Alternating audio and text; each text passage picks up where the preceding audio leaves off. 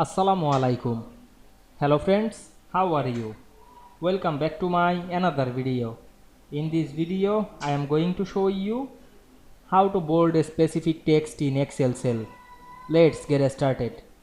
At first, you have to open your Excel spreadsheet. Now we want to bold a specific text. At first, select any cell. Now we go to the home menu and select the bold option. We can see we make the text bold. You can make another text bold, select the bold option.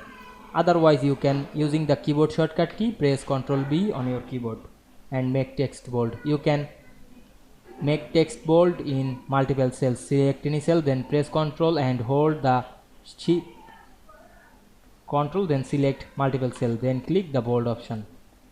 I hope you enjoyed my video. Please like, comment, share and subscribe my channel. Thanks for watching.